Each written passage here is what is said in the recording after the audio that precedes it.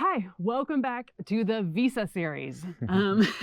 Hopefully now you are in France, you have validated your visa, and next, in your first year, things are going to be a little different. There's going to be some requirements that you won't ever have to do again after your renewals. We're going to talk about what those are in this video and what to expect. So we're going to talk about the requirements for the long stay visitor visa and the liberal professions or entrepreneur visa. Yeah. The one requirement for the visitor visa is long stay visitor the visa. long stay visitor visa. Thank you. The one requirement is a medical visit. So what's going to happen is the address that you used on the validation process that hopefully you've just completed or you've just watched this video.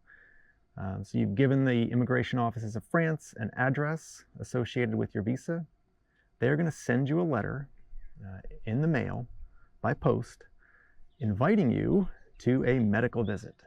So whatever address you gave, make sure you can get mail there and be ready. This may take some time to receive it. It took us maybe 2-3 months after we validated our visa online to actually receive this document in the mail. We were starting to get a little panicked, a little worried. When is this going to show up? Yeah. But it will. Just be patient. So the medical visit, the paperwork you get, it will have all the instructions, what to expect. It will give you a date, time, and location to attend this medical visit. And it will give you a phone number and a way to contact the immigration officials in order to reschedule. But beware that you will not have the option to just reschedule and pick and choose the date, time, and location of your choice. I would consider this an emergency only situation. Yeah. I mean, they're just going to reissue. If you look at this date and time and you're like, that won't really work for me, I'm going to call to reschedule. They're just going to issue you another date and time. Yeah. You're not going to be able to choose one. So you're kind of rolling the dice like, what if you can't make that one either? Absolutely. So I would just try to make that first one. Try to make that first one. And only if something is just really like, it is not going to work, would I try to reschedule. Right. So what is the medical visit itself? So one thing to keep in mind, this is a medical visit with a medical professional that works for the immigration office. This is an immigration visit. This is not a doctor's appointment. Right. This is not a doctor visit. They're not going to be able to help you get prescriptions or find a primary care doctor probably. Right. They're trying to make sure that you're not contagious, that you're in basic functional healthy state, and that you can function in the country of France, and they'll let you go. Right. So going to this visit, you're going to have to do a chest x-ray. So they'll take a quick chest x-ray. You'll sit in the waiting room for a little bit, waiting for them to process the x-ray. You'll get the x-ray back and you'll take that, walk down the hallway, go see the doctor, the medical professional, with your chest x-ray in hand. They'll review your chest x-ray, make sure there's nothing physically wrong with you in the x-ray. There'll be a short Q&A session where they're just kind of asking you some basic questions, and that's it. You're going to walk out of there pretty quickly. There's no pressure, there's nothing to prepare for. Yeah, it's pretty simple. Yeah, it is an opportunity for you to ask some questions if you want, but again, this is not your doctor. No, it's just it's another immigration official really, who happens to have medical training. I mean, it was a physician, but. So in my experience, at least here in the Gironde and the official that I saw that day, they were very helpful. They asked me about my glasses prescription, if I could actually see with my current glasses. I have diabetes, so they asked me if I had prescriptions on me, if I was in any kind of emergency condition, making sure I wasn't running out of medication, and would be in an emergency condition shortly.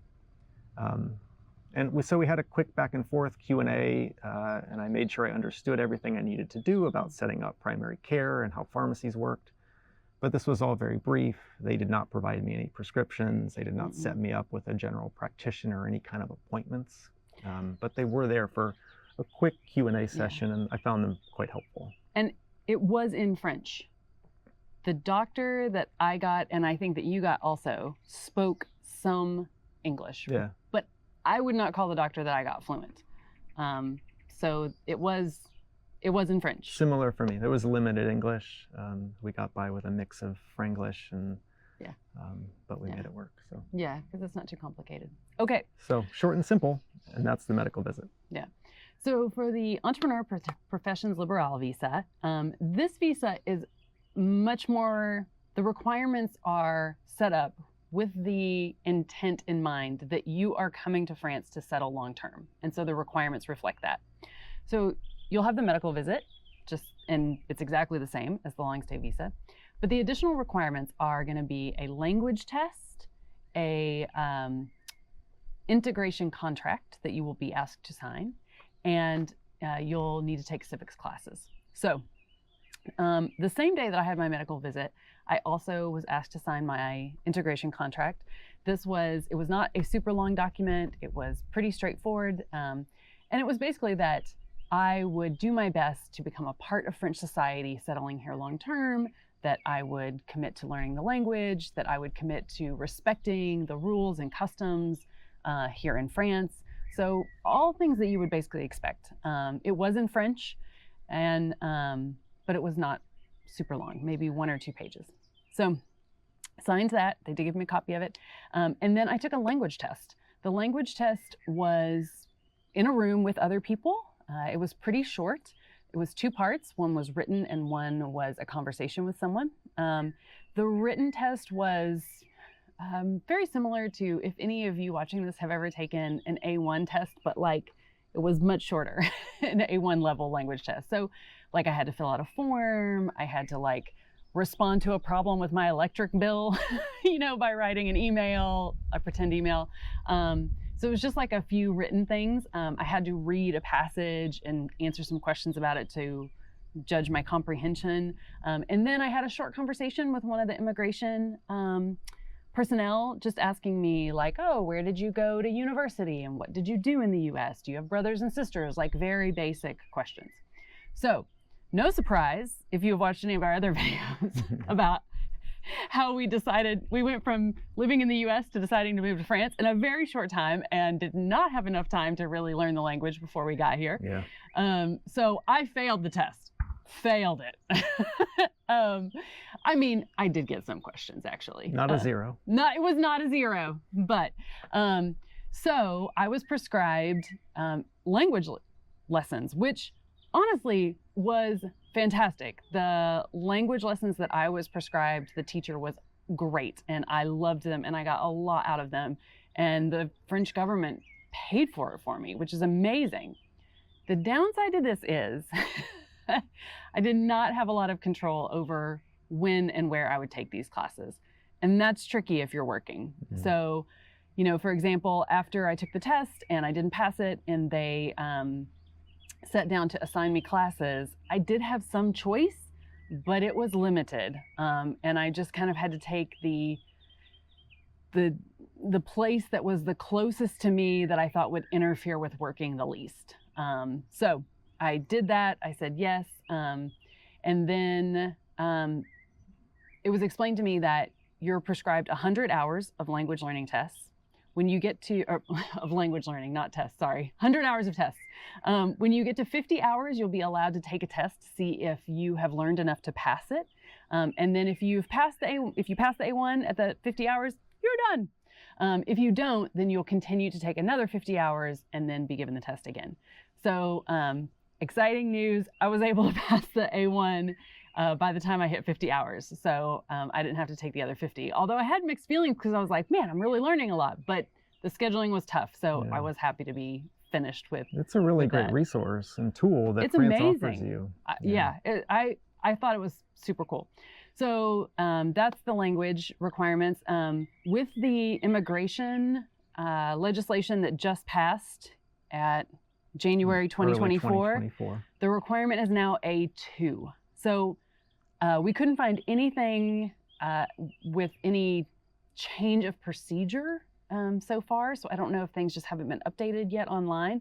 But the big difference is, I'm assuming the process will probably still be the same, right? Now you will probably be given an A2 test and then prescribed language courses. But it's not that you won't be able to renew if you don't pass A2 in that first year. It's that when you ask for the renewal, you just have to show that you've been going to your prescribed language classes. showing that you are fulfilling the terms of your, that you committed to. And it said that if you want a multi-year renewal, then you'll have to show that you've reached the language requirement. So it's not that you can't renew, but the likelihood is that you'll just be getting a year renewal based on what has been published and written for this legislation at this point. In practice, who knows, because it's new. And then the last part that will be required of you is to attend 4 Civics days. I loved these. I was so excited every time I went to Civics Day. They come home and tell me all about it. Yeah. I learned so many cool things. I just couldn't believe it. Some people that were there were like, oh my God, when is this going to be over? And I was like, what's wrong with you? We're learning all about this in our new country. So I was pretty excited. These covered, it's the same as the medical visit. You're going to get, well, actually, no, they got scheduled. The first 3 were scheduled the same day as when I was at immigration, and they assigned me my language classes. So they also assigned me my first 3 Civics days. Again, I had just a little choice. The initial one, when I was there at the immigration office, she said, she gave me the 3 days, and I knew one of them I was doing, like I was teaching a workshop thing and I was like, oh, I have work that day, I can't. And so then she moved all of them, but it was the same thing. Like, I didn't get to choose those 3 new dates. She just moved them all and said, here, will these work? And I was like, yep. So then they covered all kinds of things in these civics classes. One day was things about, things you would expect, like the structure of the government, the territories that make up France, the way, the departments, the government structure at each level, history, things about your rights and responsibilities as a resident of the French country, things that they wanted to make sure you knew you could not do, and things that would be expected of you. There was a day that I was completely amazed. They talked about things that you might be vulnerable or not know as a person new to the country. So things about like your rights as a renter, things that you should know about that your landlord could or couldn't do. They talked about the way the healthcare system worked and how you would be able to access care. They talked about, it just went through like who to call in emergencies, how the emergency systems worked. I was just amazed. I kept wondering, like, do we have anything like this in the US? Yeah. So that was great. And we could ask questions. It was all in French, but I was provided an interpreter. I didn't ever request that. So I think that must have happened when I was at immigration, because obviously I didn't meet the A1 French requirement. So I think that kicked off a notation that I would need an English interpreter. And there were people there also who had other interpreters of other languages when I was at my civics days. So that was really helpful. The 4th day is the one day that's a little different. Once you complete your 3 days, at the end of the 3rd day, you choose, and these were not back to back. They were like, it was like over the course of a couple of months. Yeah, it was several weeks apart between each one. So when we finished our 3rd one, they asked, you had a choice. You could either go to a career-focused 4th day or I think it was more like cultural. I think that's what they called it. So I chose the cultural day because I wasn't looking for work in France. I wasn't trying to transfer my credentials, which is what they focus a lot on that day, is like, if you were trying to figure out how to recertify as an accountant or a nurse or something here, like they would focus on that and putting together a resume and what French employers would expect. So they really focused on finding employment. The cultural day was more history. We got to visit a museum, was very cool. And it was just a little more overview of like, I think just like renewing there was more focus on kind of some of the administrative requirements of France. They actually gave us a long checklist of things that it was things administratively that you would need to do here in France to get your life set up.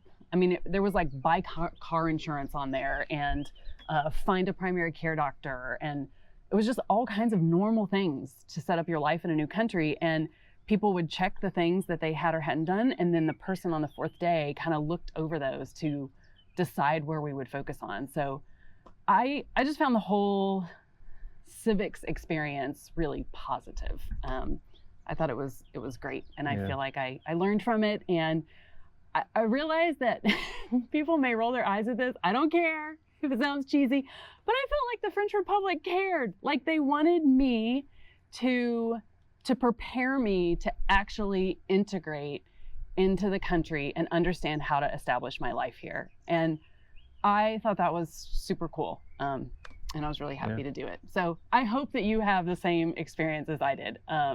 Even though it was a little, they'll give you papers. Everything you do in this process, you will get a paper at the end of it. Yep. Save that paper. Yeah. I was told I will need these papers that show I did my civics days from now until like 10 years from now. Every single time I renew, they're going to want to see that you met all these requirements from your first year. So you're never going to have to do this stuff again. You are going to have to prove that you did it. Yeah. All those civics days, she left with a piece of paper that was signed and stamped. I was like protecting them with my life. The medical visit, you walk out with a signed and stamped piece of paper. Yeah. And you've got to save those. Yeah. So I immediately took pictures of them with my phone, like the second I got them before I even left. And then when I got home, we actually scanned each of those documents into like one PDF that sort of has everything together that I can submit every time I need to renew with all of the proof. So I have like copies multiple places, and then they're like filed in a safe place. And maybe by the time you're watching this, it'll all be digital, and who knows, but it wasn't in 2023. No. Okay. Yeah. Who was? There's a horse in the background. We may have caught that. Let's show you. There. Oh. Can you see? Oh, I think you can see. Yeah. There she is. Okay. So to wrap up, I think there's going to be one more video in this now very long visa series, which we hope has been helpful. And that is going to be on doing the actual renewal after you have all these pieces of paper to submit to the French government.